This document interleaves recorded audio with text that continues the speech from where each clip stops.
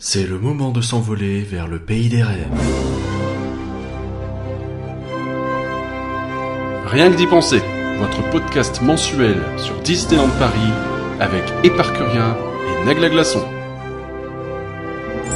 Bonjour à tous et bienvenue sur Rien que d'y penser, le podcast IGN France qui vous fait rêver. Bonjour Éparcurien. Salut tout le monde.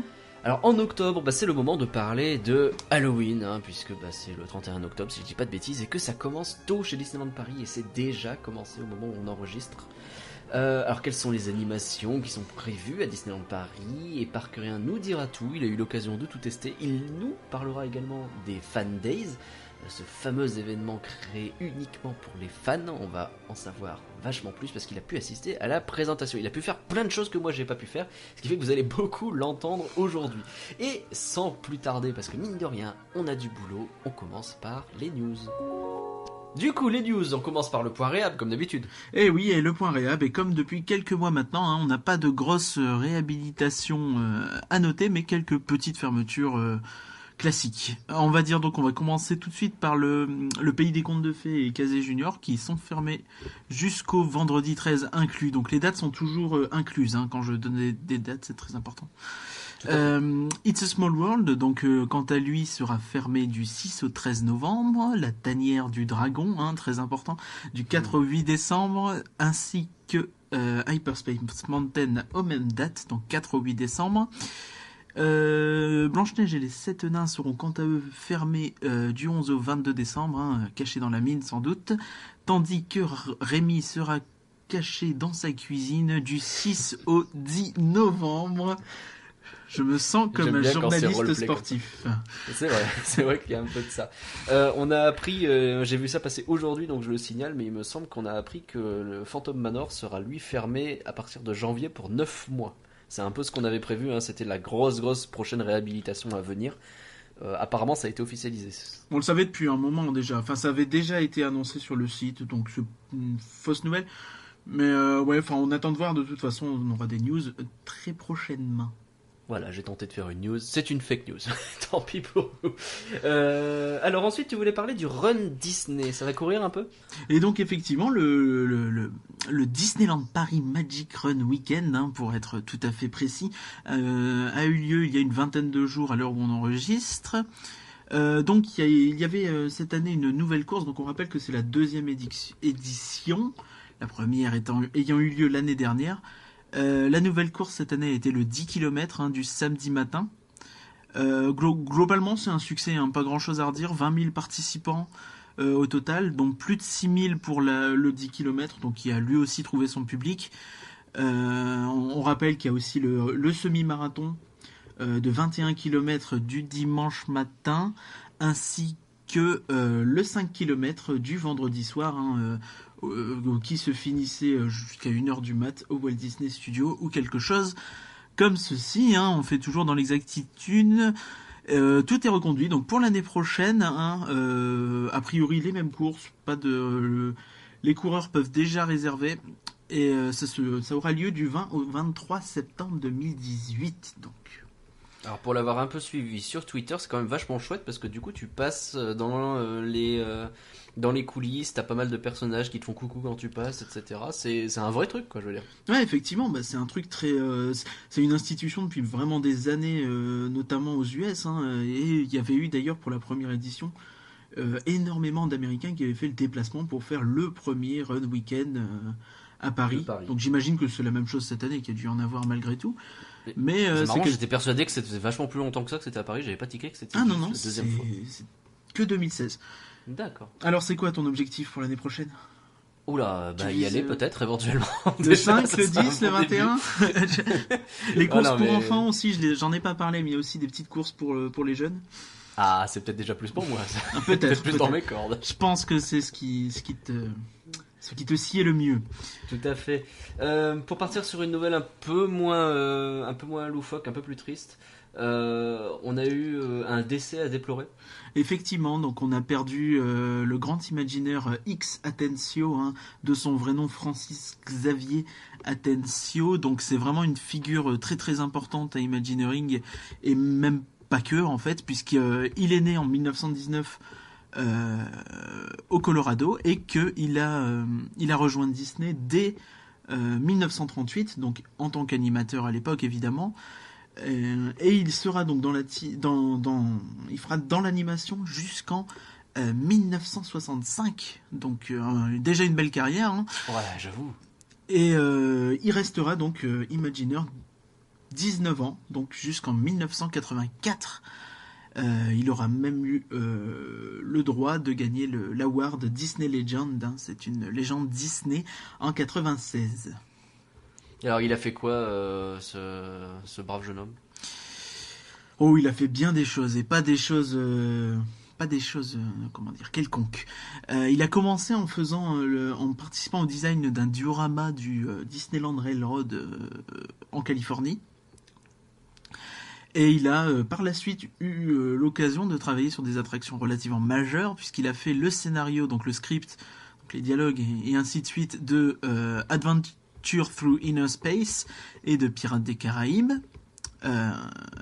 Il a aussi écrit les paroles du Yo-Ho. Hein.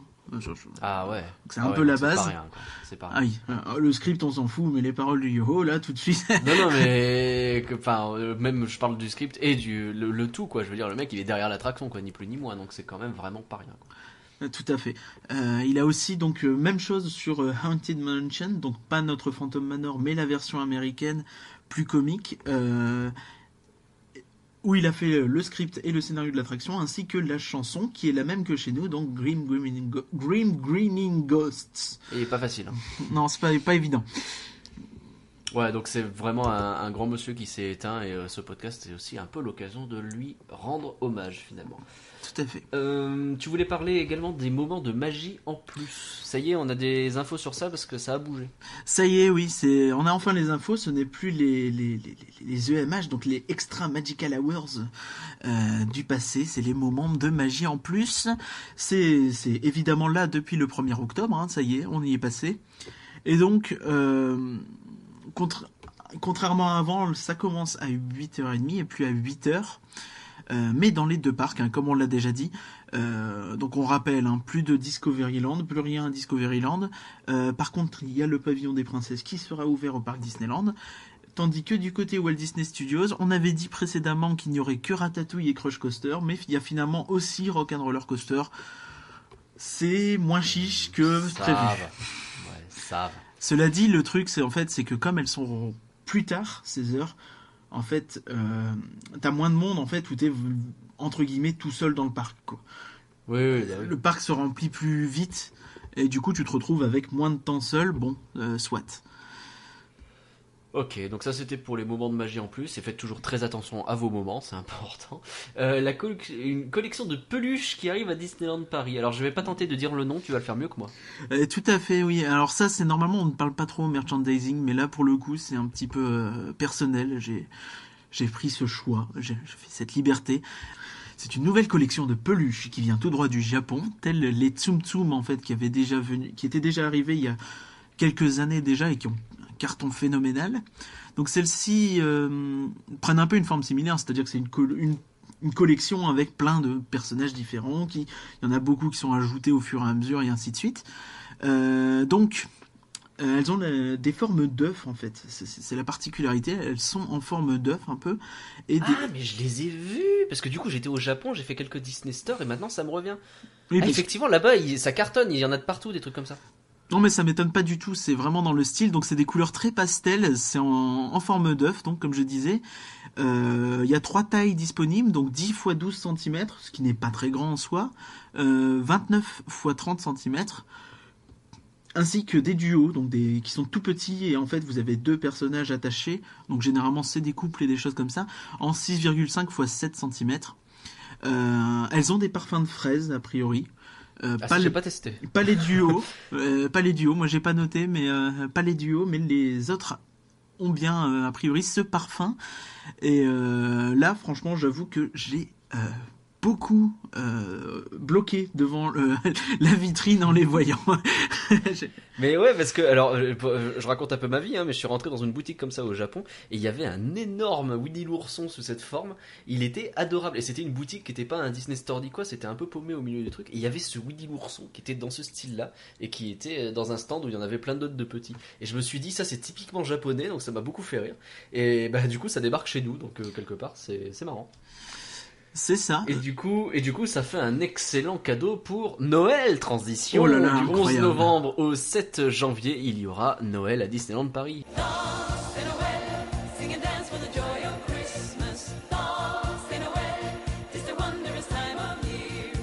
Et on en sait déjà plus.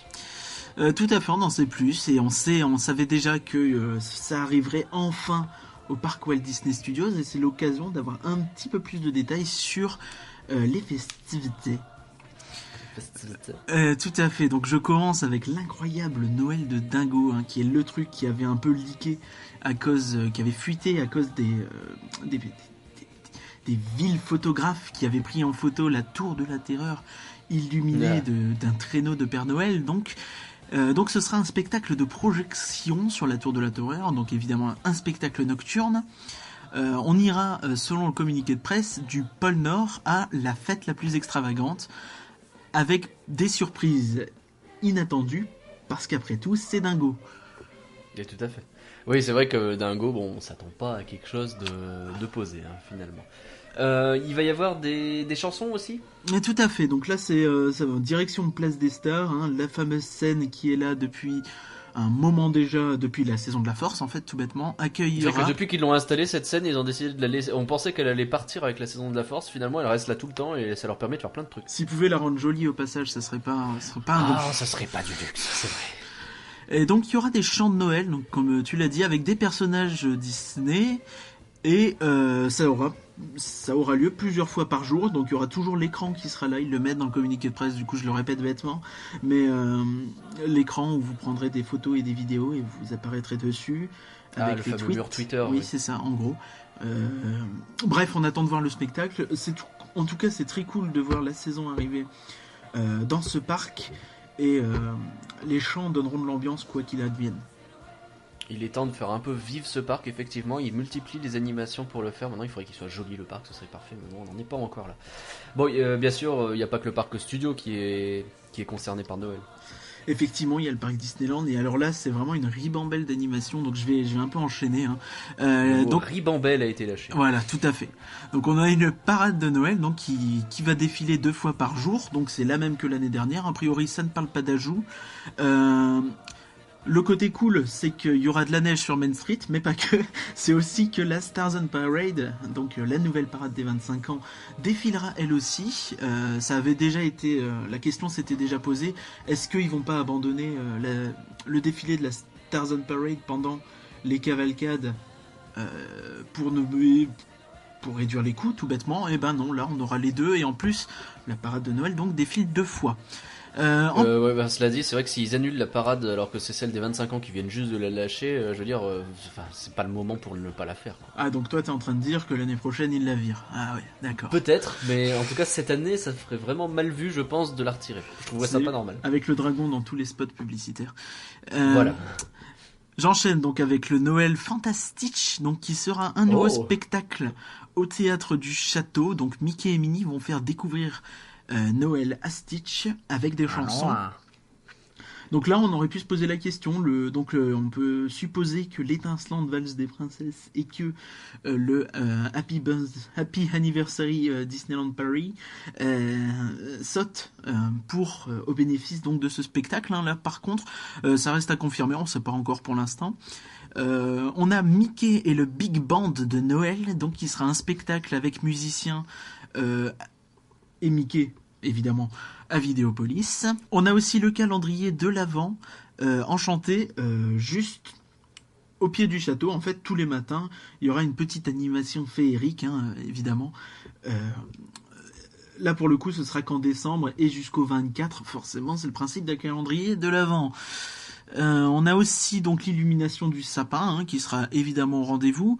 Et Chantons la Reine des Neiges, qui fait son retour au Chaparral Theater. Il y avait longtemps. En plus de ça, on aura une marionnette de Miguel, donc de Coco, au Fuente del Ojo. Donc comme ça, tu le vois, c'est bien de faire un truc qui soit à ce point, parce que le film vient à peine de sortir et direct il y a une animation liée on en dans parle le plus parc. tard Ça, c'est dans cool. l'épisode. On en parle plus tard. Pardon. Ok, parfait. Et donc, je continue, 2 secondes. Vas-y. Ça nous fait a priori une saison qui va être extrêmement remplie. Là, pour le coup, je suis vraiment impressionné. On verra si ça continue. Je me permets aussi de dire que très rapidement qu'il y a eu l'inauguration des villages nature qui a eu lieu aujourd'hui. Donc ils étaient ouverts le mois dernier, on n'en avait pas trop parlé. Je ne sais pas si on aura l'occasion de revenir sur ce sujet. On verra à l'occasion, mais c'est toujours important de souligner ça. Juste, je reviens sur Noël rapidement. Du coup, pas de modification d'Illuminations. Ça reste Illuminations, c'est pas une version de Noël. Non, à mon avis, l'idée c'est un peu comme la Stars on Parade, c'est la nouveauté des 25 ans qui touche pas cette année. D'autant que tu as déjà un spectacle nocturne de l'autre côté en fait. C'est vrai. On rappelle aussi qu'il y a le réveillon de la Saint-Sylvestre qui sera payant le 31 décembre. Donc il y aura plein d'animations spéciales à ce moment-là avec, on le rappelle, l'énorme parade, tout ça. On aura l'occasion de revenir dessus. Et que le parc Walt Disney Studios sera quant à lui ouvert jusqu'à tard dans la nuit, minuit ou peut-être 1h, j'ai un doute, excusez-moi. Mais lui, ce sera en dehors de toute soirée, donc billet libre à tous ceux qui ont une place ce jour-là. Ah, ça c'est cool. On avait déjà eu l'occasion de parler de la Saint-Sylvestre, donc effectivement, ça fait quand même une grosse période de Noël bien remplie. On va avoir plaisir à découvrir tout ça le moment venu. Mais avant de parler de tout ça, on va déjà parler de ce qu'on a pu voir. Il y a eu une présentation le 30 septembre pour les Disney Fan Days.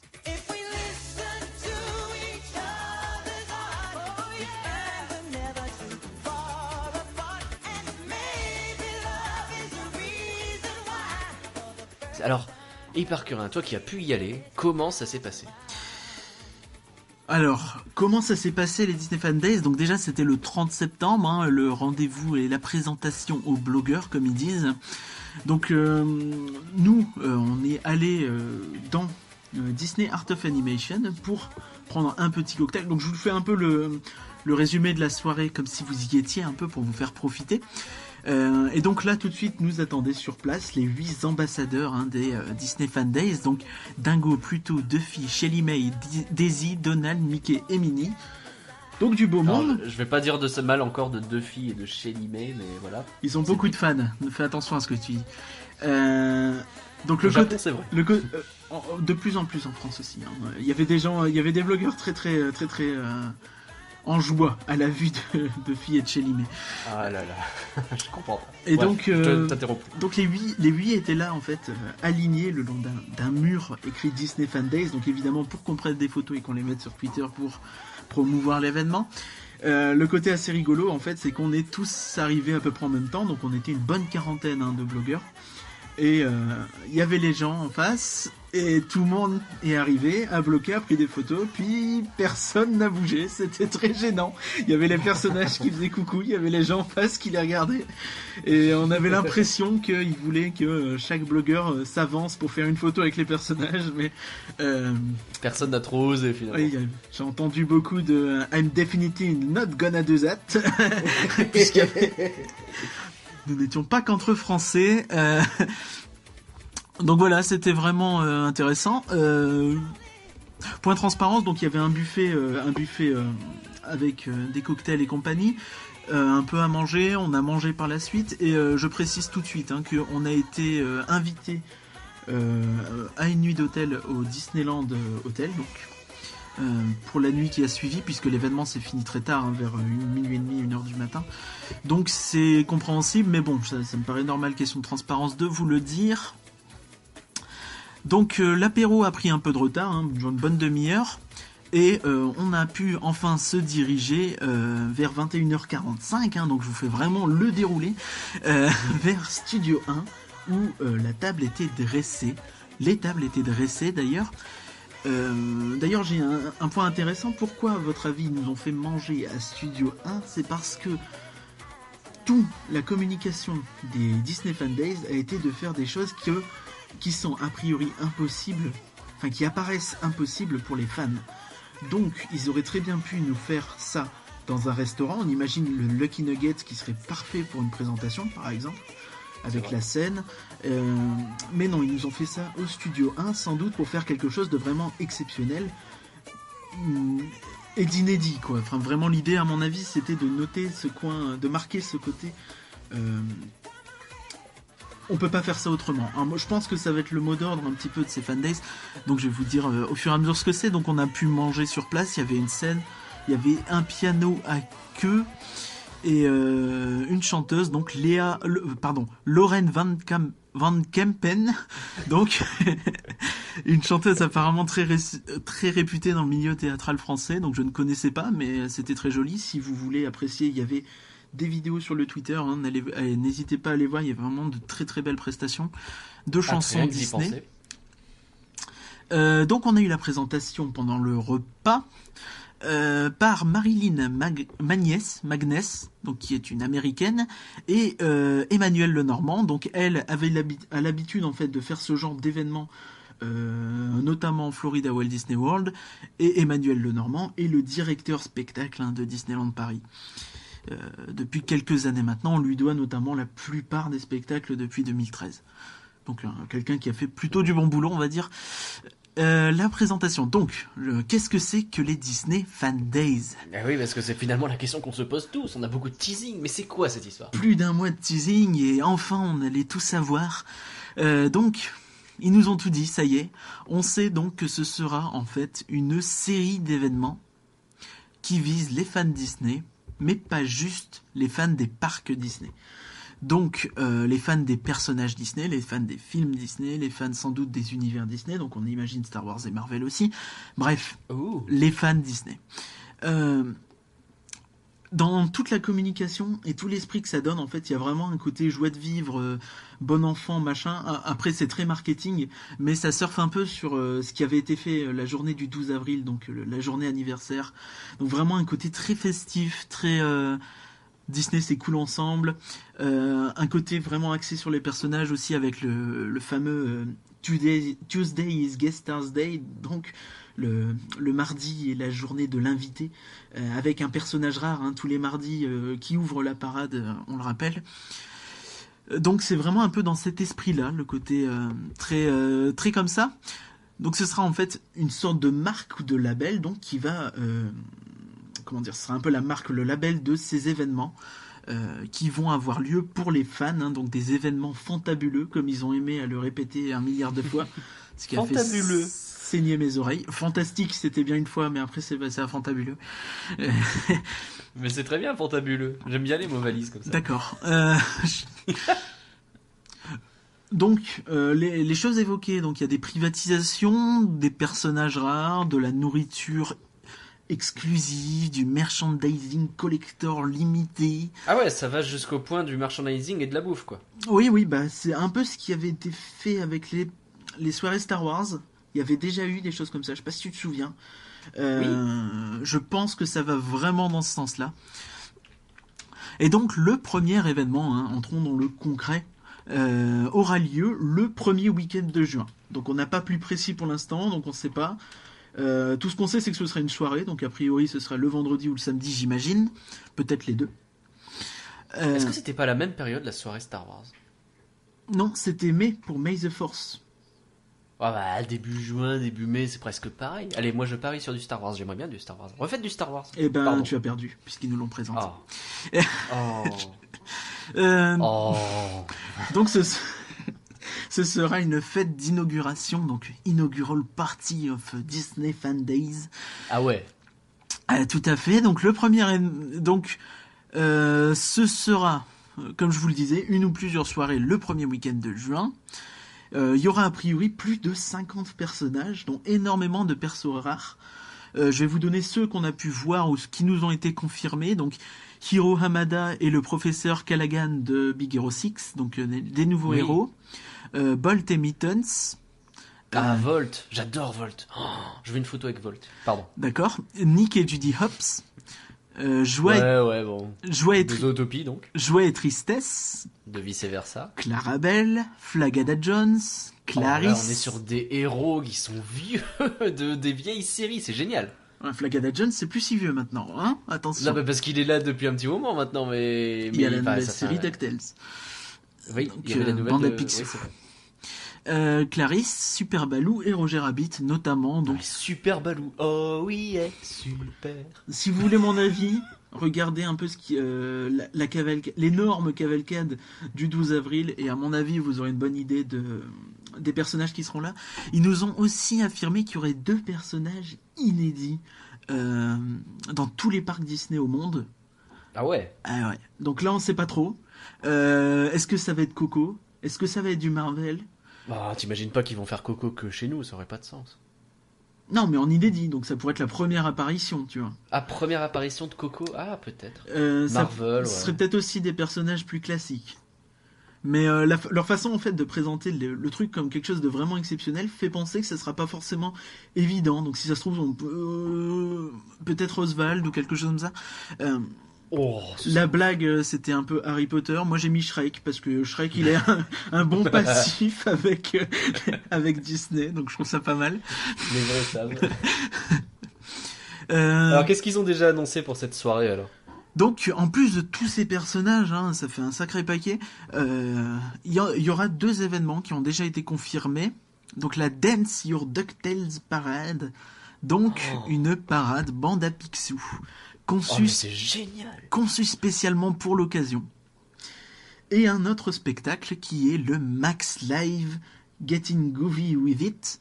Donc, Très simple à dire celui-là aussi. soyons dingos avec, voilà. Voilà. En gros. Donc, tiré du film Dingo et Max, évidemment, et avec les musiques de Powerline et donc Stand Out et Eye to Eye. Donc, si vous voyez un petit peu le film Dingo et Max, c'est évidemment l'artiste que veut voir Max et oui, celui Powerline. qui limite dans... C'est un peu Michael Jackson finalement. Oui, mais c'est très version, proche. Dingo et Max. C'est très proche et c'est très Et cool. si vous voulez savoir ce que c'est la musique, j'ai mis au début de cette partie sur les Fan Day, vous avez une musique de Dingo et Max, comme ça vous pouvez avoir une petite idée. Je vous dis pas laquelle parce que j'ai pas encore fait le montage, mais il y aura une musique. Donc ce sera celle-là. Voilà.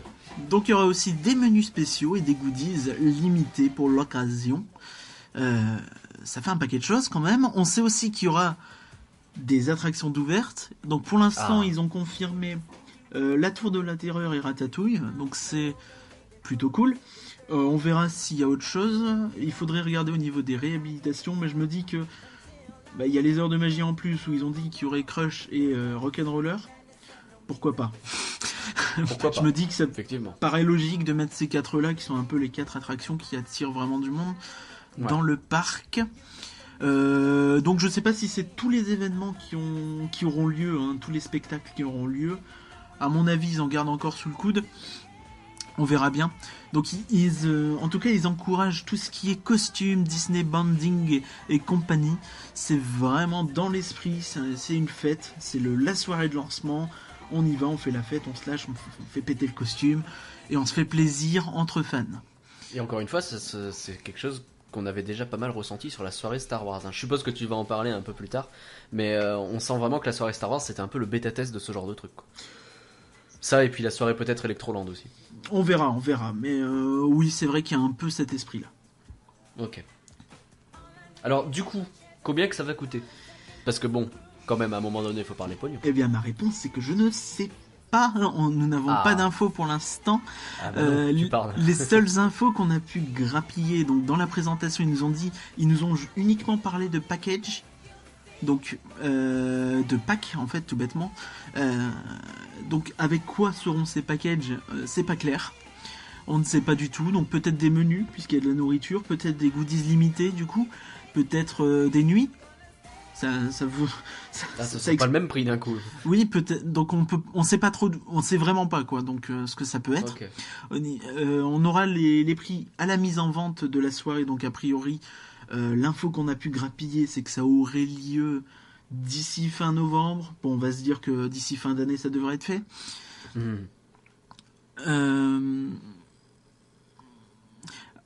avis personnel, ça va pas être donné, quoi. Mon avis personnel, vu les spectacles annoncés, en fait, qui sont vraiment des trucs inédits pour l'occasion, vu qu'on parle de parade malgré tout, donc même s'il y a peut-être qu'un char ou s'il y a même pas de char, tu vois, ça fait quand même une organisation, ça fait beaucoup de coûts. À mon avis, comptez pas en dessous de 40 € grand minimum. Hein. Ouais, bah s'il y a une nuit d'hôtel, ce sera même beaucoup plus que ça. Oui, je pensais à la soirée seule, donc on verra. En tout cas, le point positif, c'est qu'il y avait eu des rumeurs qui disaient que ce serait peut-être un espèce de club fermé, un espèce de truc où tu achètes une carte et tu as un fan club en fait que tu paierais tous les ans ou tous les mois. C'est rien de tout ça, c'est juste des produits, c'est juste une marque, vraiment juste une marque, un label. Fan Days, Disney Fan Days. Ok, bon alors, j'étais pas à l'inauguration, j'ai pas vu un peu ce qu'il pouvait y avoir. Présentation. Mais déjà, à la présentation, pardon. Rien que l'idée de la soirée avec du Dingo et Max et du Banda Picsou, moi je sais que je vais y aller quoi. Je suis navré, hein, mais j'ai pas le choix. On s'est pas concerté, mais c'est ce que j'ai noté aussi sur le déroulé. C'est que moi, ce qui m'a marqué, c'est le choix des licences qui est incroyablement malin. Ils ont choisi vraiment des trucs qui vont plaire à un public qui a grandi dans les années 80-90. C'est vrai. Et même 2000 pour ceux qui ont connu ça un peu sur le tard. Ce qui fait qu'ils vont avoir le public, à mon avis, cible de ce genre de soirée, c'est-à-dire des fans de 25-45 ans, quoi. Ouais. Ou 20-45 ans. Clairement, quoi. Clairement, l'idée, c'est pas d'aligner des princesses pour les gamines, quoi. Je veux dire, sans vouloir être offensant ni quoi. L'idée, c'est de parler à des gens, non pas qui veulent faire venir eux et leurs gosses, mais vraiment faire venir les jeunes adultes fans, quoi. Bah, c'est ça, à mon avis, c'est un point important aussi, c'est vraiment de savoir que c'est les blogueurs qui ont été invités. C'est pas les médias grand public qui n'ont pas été invités, c'était pas là pour eux. Donc c'est vraiment a priori ciblé pour les fans Disney, donc a priori relativement jeunes, mais pas seulement quoi. Et... Fais gaffe à ce que tu dis. Non, mais on peut être fan de... Je suis tout à fait jeune. On peut être fan de Disney à tout âge aussi, tu vois, mais... Enfin, on voit vraiment le public qui cherche à séduire, quoi. Ok. Alors qu'est-ce que t'en as pensé finalement de ces annonces ? Bah, c'est ce que je te dis. Moi, a priori, je pars plutôt positif. Après, j'attends de voir le reste du programme. Je dirais que, alors qu'il y a eu une présentation, c'est pas, on sait beaucoup de choses, mais on a l'impression de pas tout savoir. Tu vois, genre, on sait pas si, oui, bon, a priori, il devrait y avoir des réductions de passeport annuels. Tu vois, enfin, on n'a pas le planning exact. Après, c'est encore tôt, hein, parce qu'on rappelle, c'est début juin, on est qu'en octobre. On a le temps de voir venir, mais pour l'instant, je dirais que ça m'emballe quand même bien. Maintenant, reste à voir le reste du programme, mais effectivement, je pense qu'on va essayer d'y aller. Oui, je pense aussi. Ouais. Alors, quel type de soirée tu penses qu'il pourrait y avoir ? Donc, il y a eu une enquête qui avait été faite par Disneyland Paris il y a une bonne année maintenant, que tout le monde a oublié aujourd'hui, mais que ma mémoire incroyable m'a rappelé. Et donc, j'ai creusé les méandres de l'internet. Je me souviens y avoir répondu à l'époque en plus. Donc, ils avaient annoncé plein de soirées, plein d'événements, et avaient demandé à chaque fois lesquels nous intéresseraient. Donc, je vais faire une liste, je vais essayer d'enchaîner. Il y avait une mystérieuse soirée Halloween, donc à Frontierland et Adventureland. C'est pas une soirée d'Halloween conventionnelle, puisque il y aurait eu des parcours et des labyrinthes effrayants, des sorcières, des esprits malins, un bar, un spectacle interactif. Donc on voit vraiment un côté un peu Halloween plus mature, entre guillemets, plus adulte. On va parler d'Halloween un peu plus tard, ça tombe bien. Oui. Une soirée à thème diplômé avec des projections sur la Tour de la Terreur. Bon, pas grand chose d'autre. Je vous fais vraiment les points marquants de la soirée parce qu'ils avaient détaillé un petit peu plus le programme, mais globalement ça se répète. Donc il y a toujours une DJ dance party, toujours des choses comme ça. Ouais.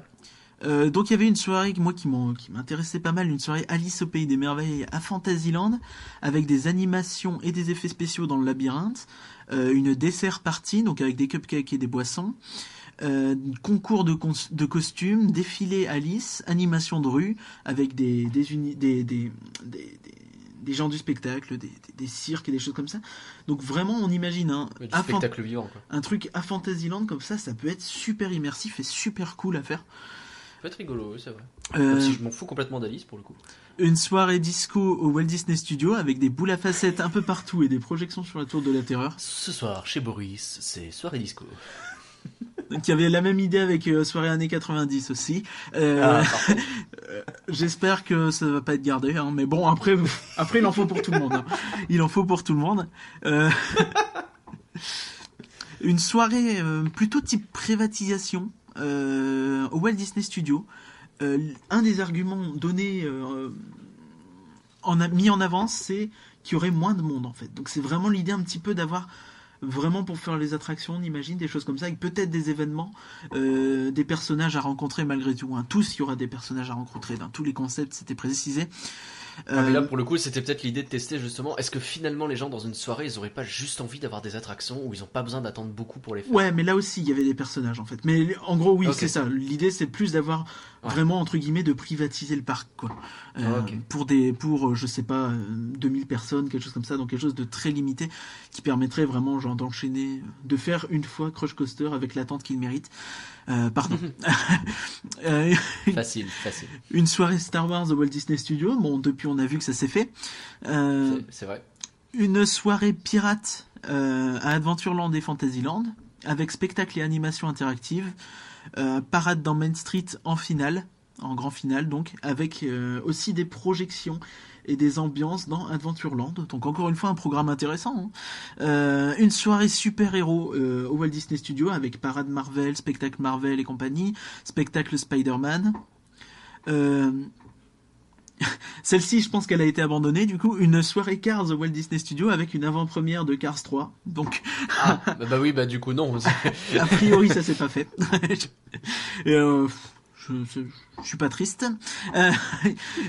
Une soirée carnaval au parc Disneyland.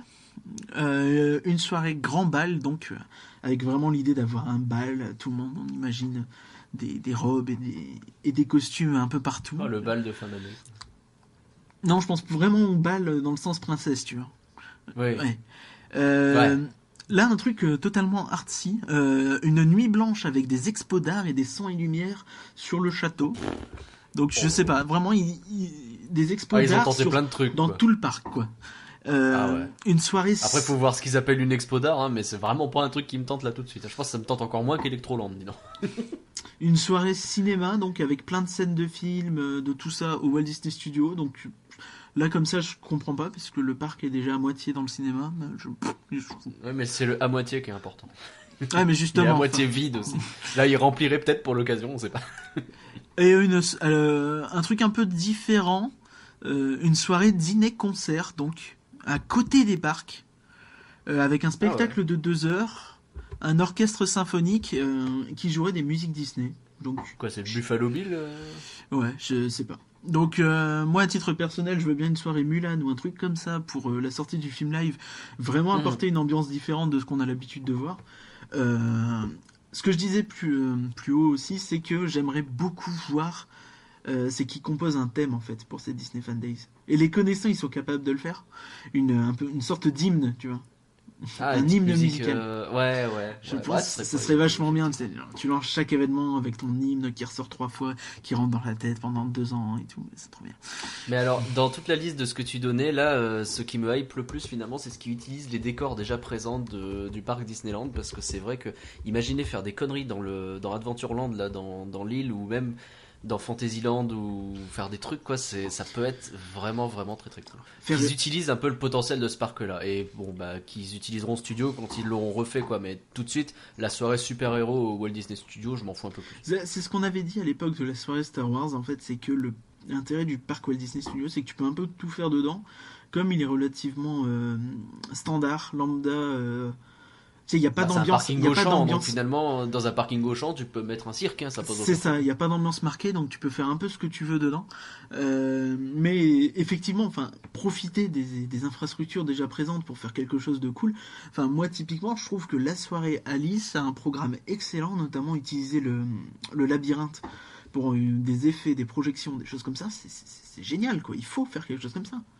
Mais je suis assez d'accord, et pareil pour la mystérieuse soirée d'Halloween avec des parcours et labyrinthes, ça peut être très rigolo, la soirée pirate, etc. J'ai hâte de voir un peu ce qu'ils veulent nous proposer avec ces fan days, ça se trouve, il n'y aura rien de tout ça. Non, mais tout ça, il faut bien rappeler que c'est des idées qui ont été étudiées l'année dernière. On voit bien qu'il y a des trucs qui ont été abandonnés, comme l'avant-première de Cars 3. Enfin, donc, typiquement. C'est juste vraiment se donner une idée de ce qui pourrait être fait. En tout cas, nous, on va continuer à suivre de près l'actualité de ces fan days. Bien entendu, on vous en parlera dans chacun des podcasts. Mais maintenant, on va revenir sur le thème principal de cette émission. Et oui, 42 minutes d'émission, on n'a pas encore fait le thème principal. On arrive, bougez pas. On va parler de Halloween.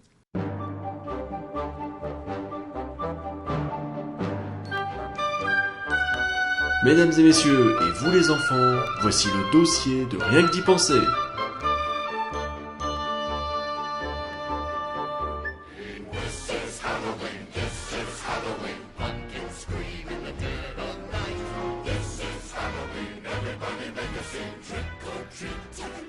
Halloween. Et Halloween cette année, c'est à Frontierland. Et c'est uniquement à Frontierland. Tout à fait, et c'est un peu l'année du changement, hein. Plus rien à Main Street, donc plus rien, si ce n'est une animation. Mais tout d'abord, on va commencer par les décorations, si ça ne te dérange pas. Ça ne me dérange pas finalement. Donc on entre par Frontierland, par le Fort Comstock évidemment, hein, le fameux. Il est envahi par les hommes citrouilles, il y en a un petit peu partout, et ça met bien en valeur... Donc on les connaît bien, hein, les hommes citrouilles, c'est ceux qui sont là depuis quelques années maintenant, même un paquet d'années maintenant. C'est vrai que ça fait un moment qu'on les traîne. Ils sont à cet endroit-là, il y en a aussi au niveau du Cowboy Cocout, il me semble. Donc il y en a un paquet à cet endroit-là, et ça permet de mettre en valeur le fort, donc comme je disais, qui, on le disait dans le dernier numéro, qui a été refait et qu'il est aujourd'hui dans un très bel état, contrairement à il y a un an où c'était catastrophique. Ouais. Alors du coup, il n'y a plus rien à Main Street, mais où sont arrivés ces fantômes de Main Street? Je ne sais pas si vous vous souvenez des fantômes qu'il y avait depuis un an. 2 ans, peut-être, je sais plus, mais l'année dernière ils étaient déjà là. Ça fait aussi un moment qu'ils étaient là, les oui, fantômes. Peut-être 2-3 ans, oui, effectivement. Ouais. Et bien du coup ils ont déménagé et ils se retrouvent dans l'allée en fait qui va du Fort Comstock en gros à Phantom Manor. Ah, la petite allée qu'on voit pas beaucoup, qui est un peu sur le côté et qui est vite plongée dans le noir la nuit, quoi. Oui, enfin c'est une grande allée quand même, hein. Ça longe le Lucky Nuggets, le Silver Spur Steakhouse. Tout le monde passe pas par là, je veux dire, c'est pas forcément l'allée la plus passante. Bah il y a Phantom Manor. C'est vrai. Et il y a Riverboat Landings aussi. Donc le port des bateaux à aube. Donc tous les fantômes sont rassemblés à cet endroit-là, donc dans l'entrée du land et sur toute cette allée-là. Ce qui fait qu'il y en a beaucoup, ce qui est plutôt sympathique, puisque c'est relativement dense en fait, puisque sur Main Street ils étaient plus étalés. Par contre, va falloir crever l'abcès à un moment, mais qu'est-ce qu'ils font là en fait? Enfin, je sais pas. Ils ressemblent... Mais les fantômes, c'est Halloween. Oui, mais ils ont des casquettes, ils ont des trucs, enfin ils viennent de Main Street, tu vois, ça se voit. Ah oui, c'est vrai, il y avait celui à casquette oui, par exemple. Du baseball là. Oui. Ah oui, il est posé là. Non mais tu sais dans le fort. Il y en a 2 qui font du tennis dans juste devant Phantom Manor. Ah oui.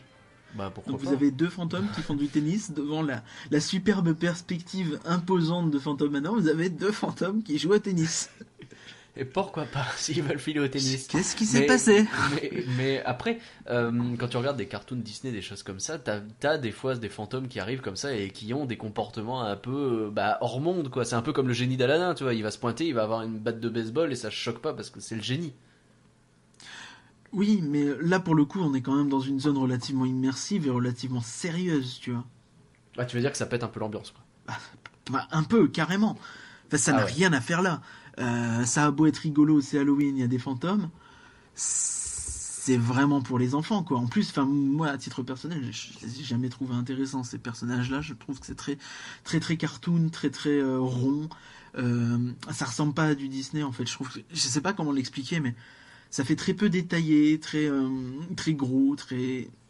Ouais, simpliste, minimaliste. C'est ça, minimaliste, simpliste, mais vraiment pas fouillé, pas détaillé, pas joli du tout, quoi, en fait. Ouais, finalement, c'est plus ça pour fait leur cheap, donner en fait, tout bêtement. C'est pour leur donner des costumes. Tu leur donnes de l'identité via les costumes différents qu'ils peuvent avoir, les postes qu'ils peuvent avoir, mais oui. Mais en plus, ils correspondent pas, tu vois. Mais en plus, ouais. Donc il y en a pas mal aussi, ça c'est plutôt rigolo, c'est sur les balcons. Des restaurants, donc notamment sur le Lucky Nuggets, il y en a 3-4 à cet endroit-là. Donc ils sont vraiment rassemblés, hein. C'est ce qu'il faut vraiment se dire, c'est que tu fais 3 pas, t'en vois un, quoi. Ah ouais. T'en as aussi un sur le Silver Spur Steakhouse qui est, il me semble, cuisinier. Ils se sont dit, hey, il y a un restaurant, on va mettre le cuisinier. Vous avez vu, on respecte l'histoire, les mecs. Pas con, Jean-Pierre. Donc oui, on reviendra là-dessus, mais par contre en face, donc dans l'autre allée, donc finalement le land se divise un peu en deux allées. Vous avez donc l'allée qui va de l'entrée à, quant à elle, au Chaparral Theater finalement. Avec qui fait tout devant Big Thunder Mountain. C'est ça, qui passe devant le stand de tir, le Fuente del Oro, tout ça. Ouais. Là par contre tout est neuf et tout a été fait sur le thème du Dia de los Muertos. Tu vois. Ah oui, tout à fait. Le fameux... L'île de la mort en espagnol. Non, presque, mais non. La fête des morts, donc au Mexique. Mais ça te rappelle pas Coco, ça, par hasard? Et oui, le Mexique, Coco, et on en a énormément de références à Coco. C'est clairement, et là, pour le coup, c'est comme dans l'autre allée, c'est-à-dire que c'est extrêmement dense. Il y a énormément de personnages, énormément, vraiment. C'est des statues qui sont super cool en plus. C'est des squelettes de toutes les couleurs, des couples, vous avez un peu, qui sont habillés de façon... là pour le coup c'est vraiment dans le thème, quoi. C'est des habits un peu qu'on imagine américains de l'époque, quoi. Enfin américains, sud-américains on va dire, vraiment un peu tout ce côté saison, récolte, tout ça, quoi. Ouais. Et... c'est vraiment impressionnant, vraiment. Il y a ça, il y a aussi plein de petits animaux étranges que je ne saurais définir, si ce n'est qu'ils ont des grosses pommes d'Adam. Et de toutes les couleurs, mais il y a des banderoles aussi accrochées en l'air, et tout ça, en fait, ça participe d'une ambiance exceptionnelle. Vraiment, j'ai été sur les fesses en arrivant. Il y a quelque chose qui se passe. Un côté du land, ça te va pas du tout parce qu'il y a les fantômes. De l'autre côté, par contre, tu trouves que c'est très réussi. Il y a le même point positif en fait, c'est que c'est très dense. Mais là, pour le coup, c'est immersif. Ça a quelque chose à faire là. Ça raconte quelque chose. Ça marche avec le thème, quoi. Ça marche à fond. Et puis c'est que des nouveaux trucs. Et ça, c'est assez surprenant en fait que une première année de ce thème-là, ils aient déjà autant bétonné en quantité, tu vois. Ouais. Parce que d'habitude, on avait tendance à se dire, bon, c'est la première année qu'ils font, entre guillemets, les hommes citrouilles. L'année prochaine, il y en aura peut-être plus, tu vois. Oui, c'est vrai. Là, maintenant, on a vraiment quelque chose de très, très, très dense. C'est vraiment impressionnant. Et du coup, ça crée une ambiance, en fait, avec les banderoles, les choses comme ça. La nuit tombée, il y a des lumières mauves. Et, vraiment, t'as une ambiance qui se dégage. T'as des lumières, des projecteurs, des choses comme ça. C'est super chouette, le travail là-dessus est vraiment excellent. Bravo. Vraiment là pour le coup, pas grand-chose à dire. Cool. Il y en a vraiment plein en fait, partout où tu regardes. Tu me donnes envie de le voir, j'ai pas eu l'occasion d'y aller et j'ai envie de le voir maintenant. Oh bon, on se programmera une visite, t'en fais pas. Enfin, on va faire ça. Au fond, dans un coin, partout où tu regardes, il y a vraiment des choses cachées et c'est vraiment chouette. Ok, bon c'est vachement bien. C'est le seul truc qu'il y a, donc il n'y a que Frontierland qui a été refait. Tout à fait, donc je reviens 2 secondes sur le Fuente del Oro, qui a été particulièrement travaillé. Là, totalement dans le thème Coco, c'est-à-dire que c'est pas le jour des morts, c'est vraiment Coco. Enfin, tu le vois, si t'as vu un petit peu les affiches promotionnelles, tu vois tout de suite les codes couleurs, tu vois tout de suite...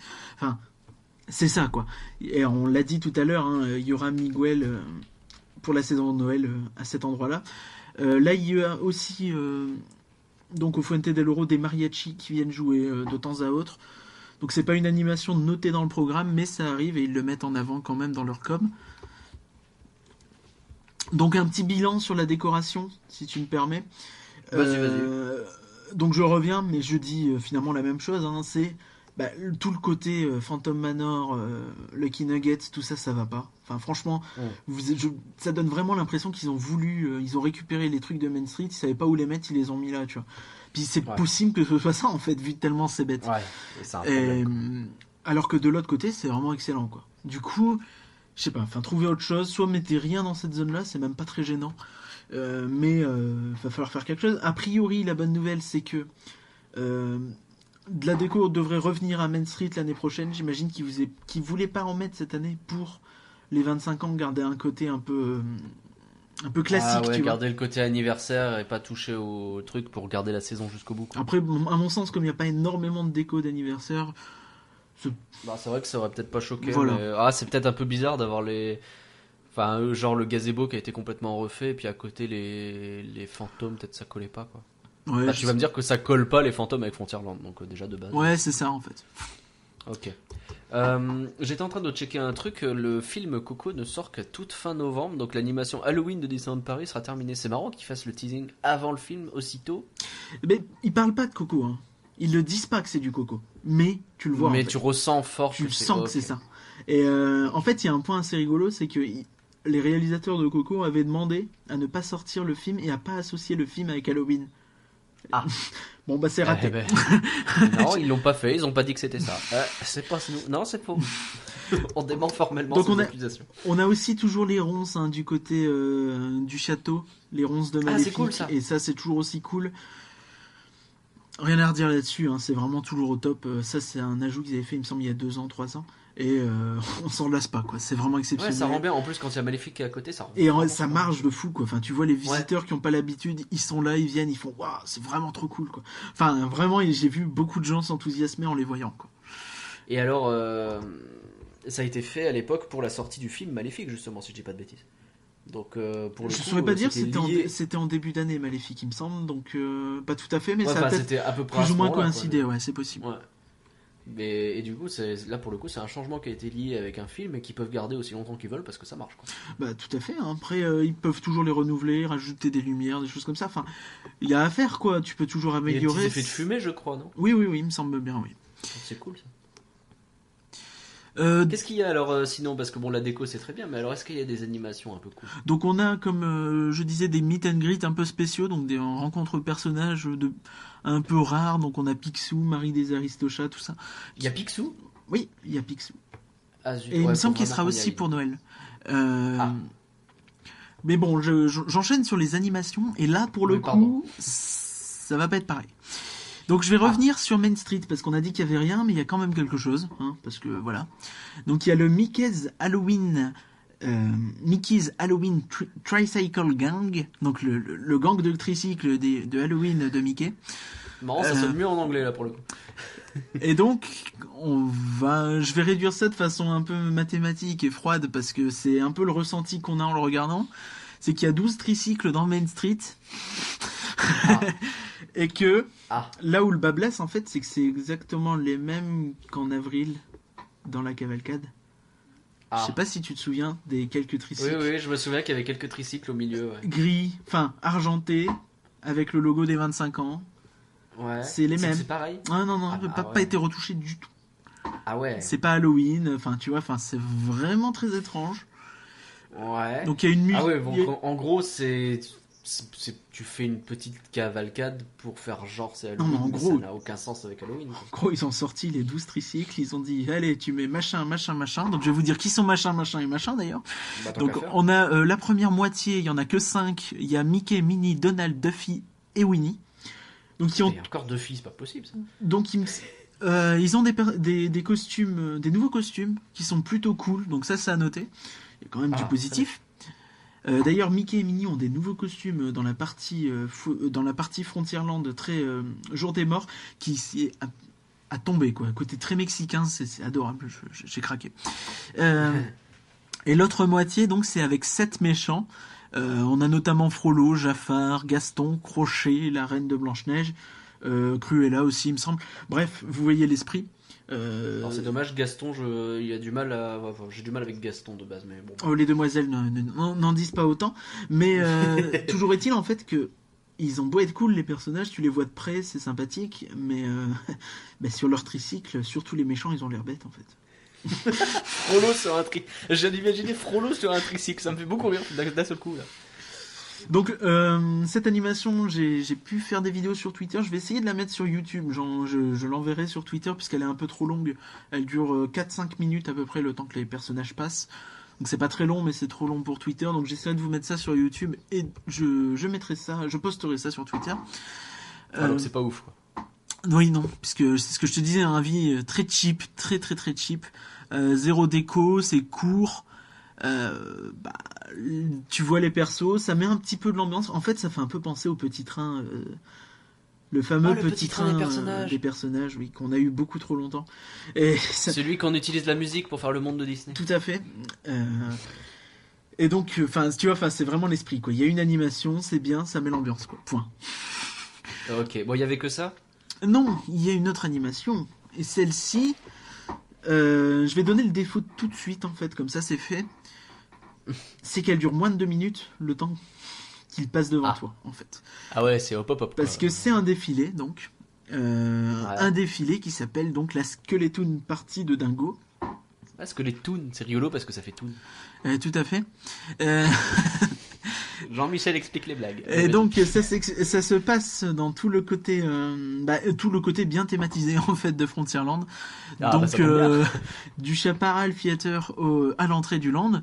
Et là encore en fait on sent l'esprit jour des morts avec ce côté très festif en fait. Parce que c'est ça le jour des morts, je sais pas si tu connais un petit peu, mais en gros c'est les Mexicains qui rendent hommage aux morts en faisant la fête, en se déguisant en squelette, en fantôme et en ils ont des costumes très bariolés et puis ils font la fête quoi. C'est vraiment pour le coup faire la fête. Ouais c'est ça, c'est vraiment c'est pas un truc, c'est pas Halloween quoi. Et c'est ce côté-là très festif, très coloré. C'est sympathique, c'est vraiment cool, et le fait que ce soit dans la zone bien décorée en fait fait que la déco fait la moitié de l'animation. Je sais pas comment expliquer. Et tu sais, t'as les banderoles, tu les vois passer sous les banderoles, ils avancent, t'as tous les personnages autour en train de regarder, c'est très très coloré, l'ambiance est vraiment chouette, hein, vraiment. Ouais, tu sens que ça a été conçu comme une unité entière, le land et le spectacle qui va avec quoi. Et ça fait vraiment les deux très contraste. Marchent très bien ensemble. Ça fait vraiment contraste avec l'autre animation, avec les trucs sur les tricycles argentés, tu vois. Enfin. Alors est-ce que j'essaierai pas de suranalyser le truc en disant en fait ils ont réussi pour la première année à vachement bosser cette partie avec le spectacle qui va avec, et puis ils se sont dit le problème c'est que si on sort Halloween avec que ça fait hyper cheap. Donc ils ont rajouté les fantômes à la va-vite de l'autre côté, plus ils ont repris les tricycles qu'ils avaient dans un garage et ils ont mis quelques méchants dessus et ils ont fait une autre animation et hop hop hop ça remplit. Tu veux que je te réponde? Bah dis-moi. Bah ouais. Je veux bien. Il y avait la cavalcade d'Halloween l'année dernière, non? C'est vrai. C'est vrai qu'ils auraient pu remettre la cavalcade d'Halloween. Ils l'ont encore. En plus c'était cool la musique. Déménagé, ni quoi que ce soit. Bah là il y a 2 musiques, il me semble que les 2 viennent du Japon, mais les 2 sont cool, rien à dire. Ok. En fait, il n'y a pas grand-chose à dire hein, sur le truc de Dingo. Il y a 2-3 unités de danse. Il y a Dingo, José Carioca et toujours son copain dont on a oublié le nom. On a déjà cherché au précédent épisode. Pistolero, Ponchito. Un truc comme ça. On voit l'esprit. C'est un canard. Pistolero. Oh, le Jean Pascal, quoi, des 3 Caballeros. C'est pas vrai. Du coup, pour revenir un peu sur ce Halloween en général, excusez-moi, j'allais oublier le fameux van. Donc on a un petit van en fait qui sert de boombox un peu, hein, qui met la musique. Oui. C'est un espèce de petit van, donc un tout petit char, sauf que c'est un van, tu vois, c'est assumé, tu le vois en fait, c'est vraiment une voiture quoi. Ouais. Il est thématisé, il est un peu rigolo, mais c'est cheap. c'est très cheap quoi. Ouais, et donc je sais pas quoi dire. Enfin, cette animation c'est vraiment double tranchant parce qu'elle est chouette, l'esprit est bien, mais c'est court quoi. Alors le point positif c'est que comme ils vont du Chaparral Theater à l'entrée du land, puis ils sont obligés de retourner au Chaparral. Du coup si tu bouges pas, tu peux le voir 2 fois. Je sais pas. Mais ouais. Du coup c'est un petit peu plus long. Ça fait 4 minutes.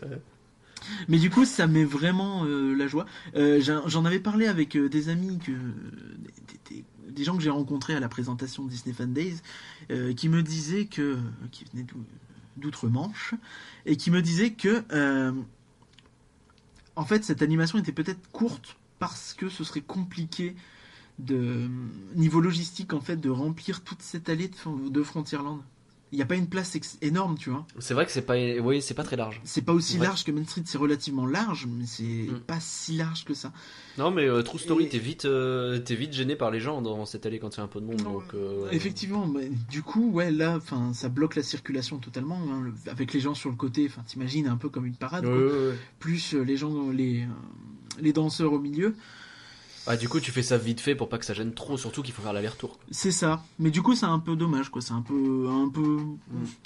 Là, ça laisse un goût de. Enfin, c'est un peu le bilan de la saison que je vais faire en même temps. C'est qu'au niveau des décorations, on est top. Au niveau de. Enfin, au bémol des fantômes près. Autant niveau animation, selon moi, c'est vraiment réduit. Très, très réduit. Et si je peux lancer un micro-débat là tout de suite, en fait, ça donne l'impression qui veulent réduire les animations saisonnières le plus possible pour tout simplement faire davantage de soirées. Ah, l'idée c'est que Il y avait eu... ouais, tu fais une vraie soirée Halloween qui Il déchire. y a la soirée Et, Halloween du 31, et il y a quelques années, je sais pas si... Enfin, on n'y est jamais allé, mais il y avait eu les fêtes pas citrouilles de Mickey. Et ils en Ouais. avaient fait plusieurs dans le mois, il me semble une par semaine, ou du moins 2 ou 3 dans le mois, tu vois. Et ça avait pas marché, en fait. Et je me demande, en fait, si tout bêtement, ils seraient pas en train de préparer le terrain pour nous sortir ça l'année prochaine. Lié aux fan days, etc., ça aurait du sens. Ouais, mais là, il manque vraiment un truc. Hein. Il manque... je sais pas comment expliquer. Il manque au moins un spectacle fixe, tu vois. Un C'est vrai. spectacle C'est au vrai théâtre que, du ouais. château, à la limite, on peut comprendre, parce qu'il y a les trucs des 25 ans. Mais au Chaparral, ça aurait été cool. Tu vois, enfin, ça aurait été super. Après, du coup, a priori, Ouais, ce serait pas ouais. l'année prochaine, puisqu'on sait qu'il va être très longtemps en travaux. On sait pas. C'est bizarre. Mais ça donne vraiment un goût d'inachevé. C'est assez frustrant, hein, parce que t'arrives, tu vois que c'est joli et tout. Puis, pour le coup, j'avais fait le 30 septembre et le 1er octobre, tu vois. Donc, t'arrives la veille, il y a les décos qui sont déjà là. Tu fais, ouais, c'est super cool cette année, Halloween. T'arrives le lendemain, tu fais, ouais, tu regardes le programme, tu fais, bon, bah voilà. C'est un peu court, je trouve. C'est Ouais, ça. je vois. Tu restes vraiment sur ta faim. Et pour moi, cette idée de soirée, ça va vraiment dans le sens de cet épisode, en fait, où on a commencé en parlant des Disney Fan Days, tu vois, qui sont l'idée de faire des soirées.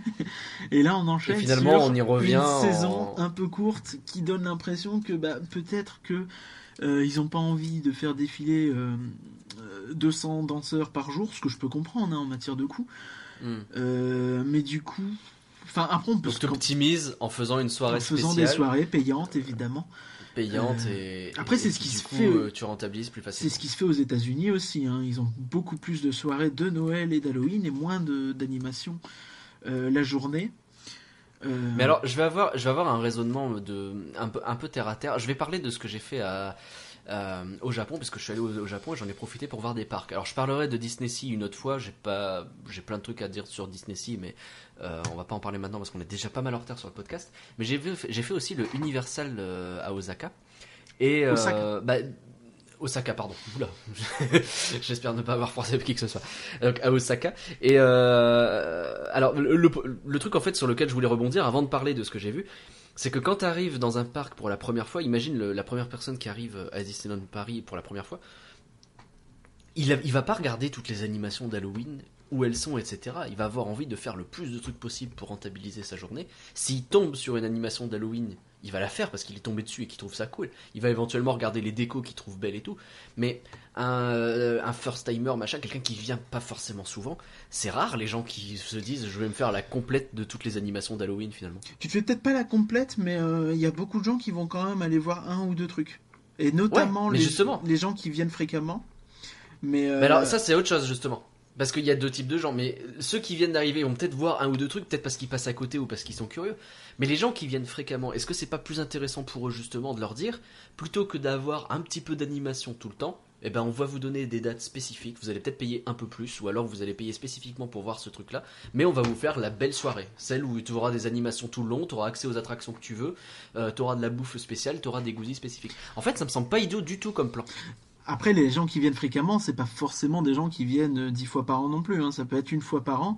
Des gens qui vont se dire, bon, cette année, je vais Halloween. Après, ton raisonnement, tiens, je suis pas contre. Mais ça marche aussi Mais si il y tu a un fais truc, les en choses fait, comme ça, tu vois. quand même, que je tiens à souligner, c'est que jusqu'ici, en fait, Disneyland Paris avait vraiment cette notion de, surtout ces 3 dernières années, de développer les saisons un maximum, en fait, et ça nous rapprochait énormément, en fait, du fonctionnement de Tokyo Disneyland, Ouais. qui a le même délire, en fait, de faire des énormes saisons, et vraiment énormes là-bas, c'est démentiel. Et on avait justement exactement les mêmes, hein, donc printemps, Halloween, machin. Et aujourd'hui, on semble vraiment s'orienter plus du côté américain, avec davantage donc des soirées. Plus de soirées, ouais. Après, les saisons sont toujours là, c'est juste qu'elles sont moins importantes. Après, encore une fois, ça a tempéré, puisqu'on l'a dit dans les news, la saison de Noël s'annonce énorme. Alors, est-ce que c'est C'est vrai. la dernière fois ? Est-ce que difficile c'est à dire. pas parce que faut pas oublier non plus qu'ils viennent de se taper la réhabilitation de quasiment tout le parc, il y a eu les 25 ans à faire. On vient de sortir d'une grosse période là aussi. Ouais, mais Donc se taper la refonte complète de Noël et d'Halloween dans le mouvement, c'est compliqué. mais t'as la cavalcade qui est encore là, quoi.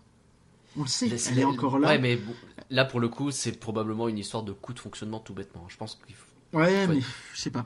Moi, je vois aussi pragmatique que ça. je vois le gang des tricycles là, je me dis peut-être que économiser sur ça, parce que malgré tout, tu vois, t'as 12 unités, donc 12 personnages, plus les 12, Ouais, mais t'as que ça, quoi. les T'as 12 ça et un bonhommes qui les tricycle, tirent, plus les guest flow, plus... Ah, c'est pas le même délire que non, des danseurs. Enfin, mais est-ce que la différence de budget, de fonctionnement est si énorme que ça, tu vois? Je saurais pas dire.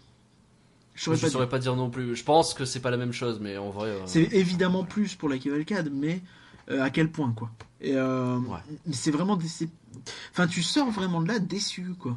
Je maintiens, hein, mais tu vois, enfin, j'avais fait le tour des animations d'Halloween à midi, tu vois. C'est quand Ouais. même chaud. Ouais, Ce que je dis, effectivement. au moins rajouter un spectacle. Je pense que c'est le minimum. Rajouter un spectacle fixe, entre guillemets, tu vois. Hmm. Je suis assez d'accord. Du coup, parce que j'avais envie de parler un petit peu du Japon pour me la péter, mais pas que, c'est aussi parce que je pense que c'est intéressant. Euh, En fait, je suis allé à Universal Osaka et donc on est arrivé pendant le tout début du moment où c'était Halloween. Alors on a fait le parc, etc. Il y avait l'air d'avoir des spectacles spécifiques pour Halloween, je le dis tout de suite, on n'a pas couru après, on a plutôt essayé de faire le plus d'attractions possible, on a fait quasiment tout ce Vous qu'on aviez voulait un faire, donc temps on est assez limité, content. en fait. Donc, On avait un temps limité, en plus on avait le système de fast pass où tu dois être à une heure spécifique à certains endroits. On a voulu faire Harry Potter à fond parce qu'on est hyper fan d'Harry Potter. Donc voilà, on n'a pas cherché plus loin, on n'a pas vraiment pas couru après les animations en règle générale. Mais alors, il y a un moment donné où quand il commence à faire nuit, où il y a le parc, alors ça commence à 18h de mémoire et ça va finir jusqu'à 20h. Faut noter qu'au Japon, à cette époque de l'année, il fait nuit très tôt.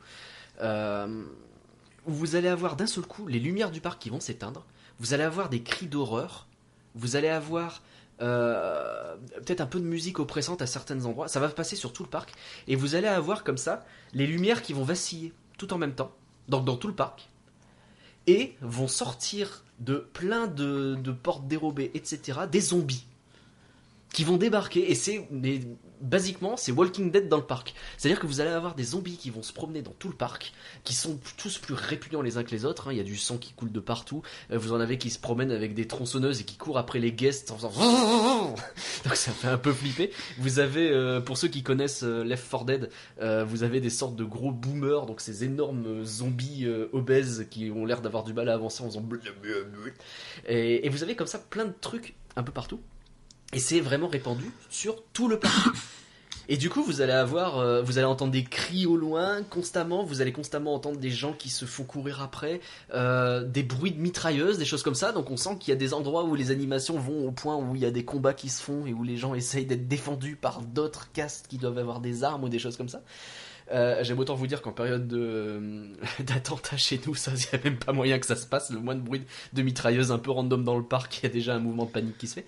Mais enfin, l'ambiance était absolument géniale. Et de ce que j'ai vu, hein, les quelques avis que j'ai pu voir à propos d'Universal, les gens te disent Universal, super fun during Halloween season. Parce que c'est juste fun, quoi. T'es intégré là-dedans.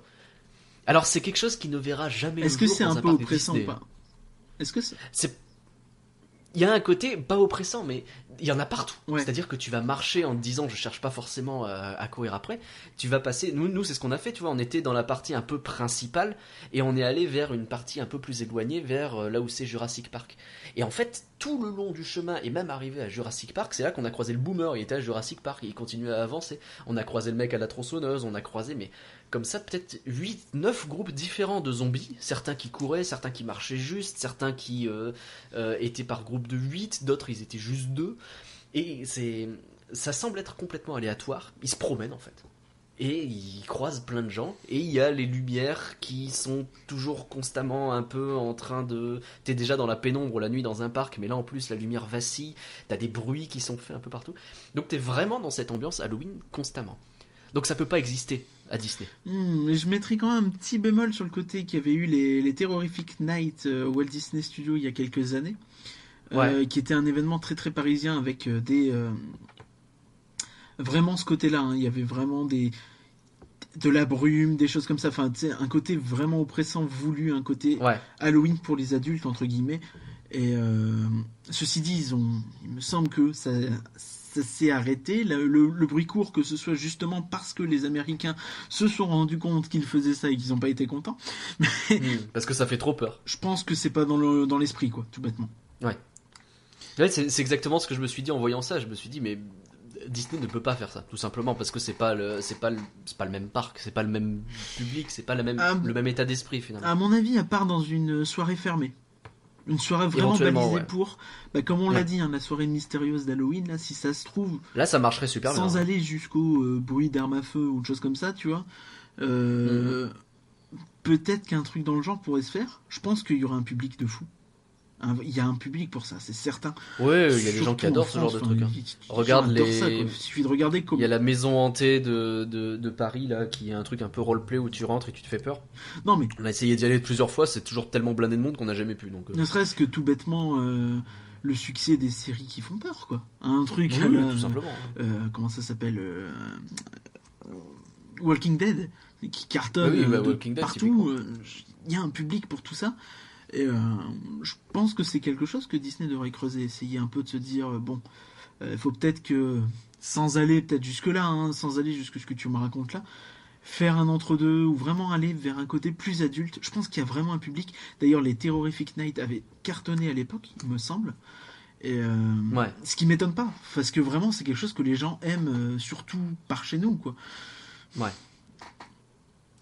Ouais, on est d'accord. Mais du coup, voilà, on n'a pas forcément l'habitude de parler d'autres parcs que de Disney dans Rien que d'y penser, mais c'était l'occasion. J'espère que cette petite histoire vous aura plu. Ça m'aura permis de parler un peu parce que le pauvre éparcurien, il en pouvait plus. Je voulais lui donner aussi une petite pause. J'ai mouru. On a tout dit, je crois, sur Halloween.